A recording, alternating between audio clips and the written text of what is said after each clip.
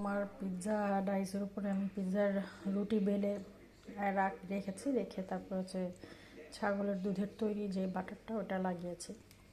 এটা একটু টক টক কিন্তু মজা লাগে। এরপর এটার উপরে দেব হচ্ছে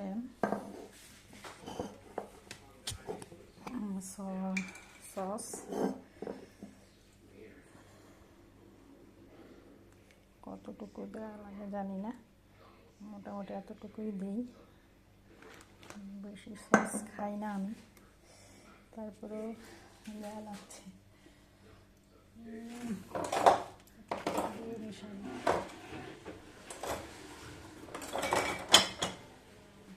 দিয়ে মিশাই। এটা হচ্ছে সস, এভাবে মিশিয়ে ফেলতে হবে।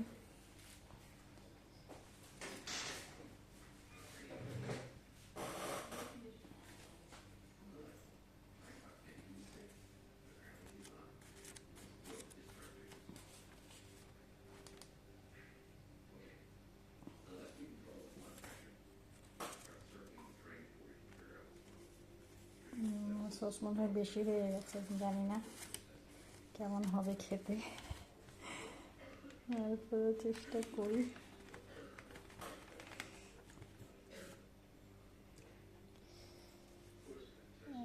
এভাবে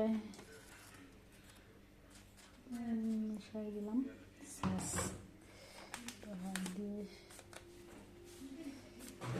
চামচের চাইতে আমার কাছে মনে হয় যে হাত দিয়ে মেশালেই ভালো হয়, তাহলে সব জায়গায় যাবে।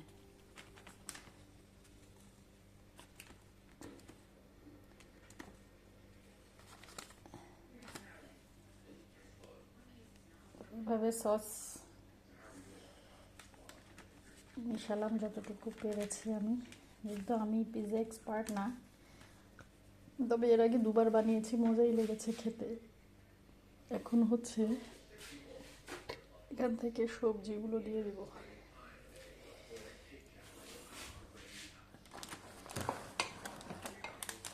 সবজিটা এখানে রাখি, সবজি দিয়ে দেব,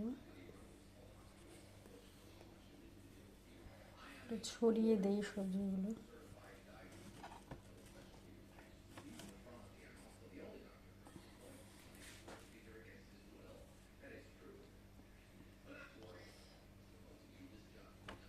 এটা হচ্ছে বেগুন দিচ্ছি, তো ঘরে যে ধরনের সবজি থাকে দেওয়া যায়, সমস্যা নাই, এটা খেতে অত খারাপ লাগে না।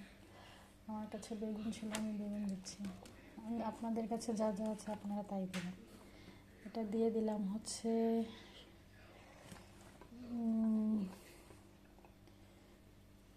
মূলা,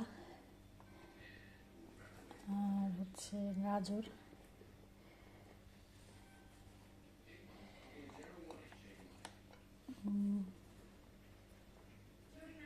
গাজর দিয়ে দিলাম।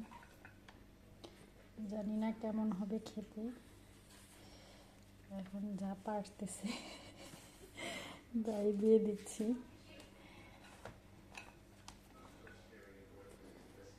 তো প্রচুর সবজি মেশাচ্ছি। এখন দিয়ে দিচ্ছি হচ্ছে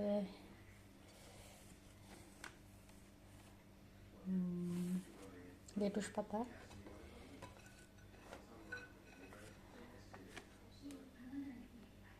আর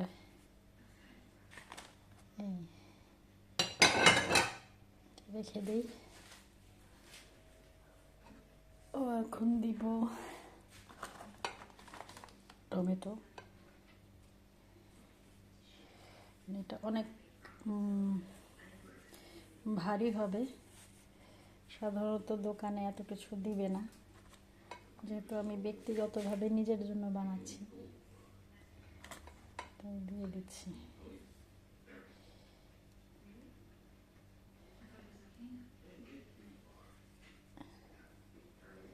এবার দিচ্ছি মরিচগুলো একটু ছড়িয়ে দিই।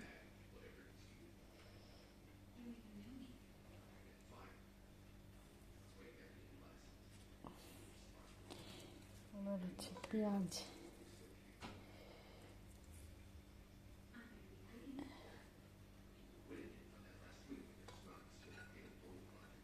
আর অলিভ,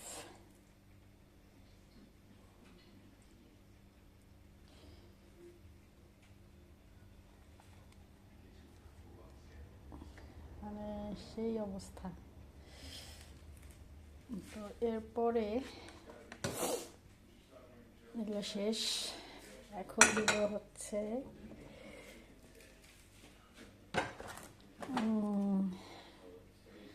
ভেজে রেখেছিলাম যেই